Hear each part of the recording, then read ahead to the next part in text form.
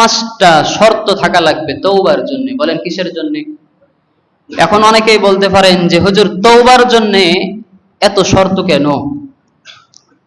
শর্ত হওয়ার কারণটাই হচ্ছে আল্লাহ রাব্বুল আলামিন কোরআনের মধ্যেই বলেছেন, তওবা বান্দা তোমার যেন তওবাটা তওবার মতোই হয়ে থাকে।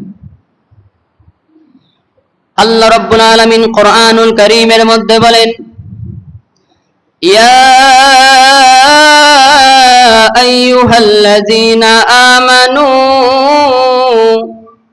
তুবু ইলাল্লাহি তাওবাতান নাসুহা। আল্লাহ তাআলা নিজেই কোরআনুল কারীমের মধ্যে ঈমানদার বান্দাদেরকে ডাক দিয়ে বলতেছেন, ও আমার ঈমানদার বান্দা, আমি আল্লাহ রাব্বুল আলামিনের নাফরমানি যদি তোমার থেকে হয়ে যায়, আমি আল্লাহ তোমার জন্য রহমতের দরজা বন্ধ করে দিনা। কেননা বান্দা তুমি যতবার নাফরমানি করবা, আমি আল্লাহ রাব্বুল আলামিন তোমার দিকে ততবার চাইয়া থাকি তুমি কোন সময় ফেরত আসবা। তুমি যখন ফেরত এসে আমি মালিককে ডাক দিয়ে বলবা, আল্লাহ, জীবনেতে অপরাধের কোনো শেষ নাই, আমার অপরাধ গণার মতো কোনো খাতা কলম নাই, লেখার মতো কোনো খাতা কলম নাই। আমার মনে হয় আমার অপরাধ যদি পাহাড়ের উপরে রেখে দেওয়া হতো, পাহাড়টা মাটির সঙ্গে মিশে যেত। আমার মনে হয় আমার অপরাধ যদি সাগরের পানির মধ্যে ছেড়ে দেওয়া হতো, পানিগুলো বিষাক্ত হয়ে যেত। ও আল্লাহ, আমি এত বড় নাফরমান, আপনি মালিকের দরবারে আমার গুনার জন্য, কৃত কর্মের জন্য 2 হাত উঠায় দিয়েছি, আপনি আমাকে মাফ করে দেন। আল্লাহ রাব্বুল আলামিন বলতেছেন, বান্দা, এই কথা যখন তোমার মুখ থেকে বের হবে, অবশ্যই তুমি একটা কথা মনে রাখবা, তাওবাতান নাসুহা। আমি আল্লাহ রাব্বুল আলামিনের কাছে তওবাটা যেন খাঁটি দিলে তওবা হয়ে থাকে। শুধুমাত্র কানলাম, বাড়িতে একটা অন্যায় করেছি, মা বলতেছে আর জীবনে করবি, বলে না করব না, এই তওবা, এটা তওবা। এটাকে বলা হয় বাড়িতে যে থাকবে তার কারণে মার কাছে আত্মসমর্পণ করা। এলাকাবাসী বলতেছে তুমি মদ খাও, জেনা করো, তোমাকে আর এলাকার মধ্যে রাখা যাবে না, তুমি কি আর জীবনে এগুলা গুনাহ করবা? যদি করো তাহলে রাখবো, যদি করো তাহলে বের করে দিব, না করলে রাখবো। এলাকাবাসীর মোড়ল মাতাব্বরের কাছে বলল আর জীবনে করব না।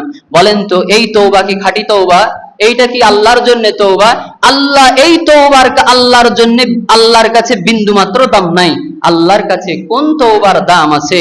আল্লাহ নিজেই বলতেছেন, বান্দা, তুমি যখন অপরাধ করার পরে দুনিয়ার কোন মানুষের চাপ ছাড়াই তুমি আমি আল্লাহকে একবার অন্তর থেকে আল্লাহ বলে ডাক দিবা, ফাযকুরুনি আযকুরুকুম, যখনই স্মরণ করবা তখনই তোমার ডাকে সাড়া দিব। জোরে বলেন না সুবহানাল্লাহ।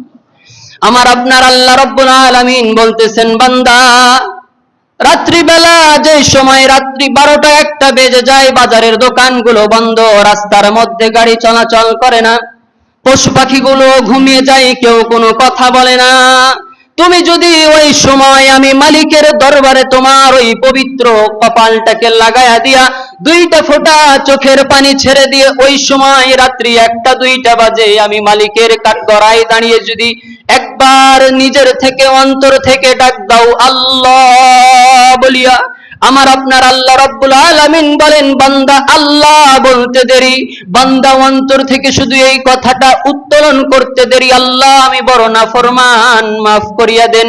আপনার আমার আল্লাহ বলেন, ইল্লা মান তাবা ওয়া আমানা ওয়া আমিলা আমালান সালিহা ফাউলাইকা ইউবাদদিলুল্লাহু সাইয়্যাতিহিম হাসানাত ওয়া কানা আল্লাহু গফুরুর রহিমা।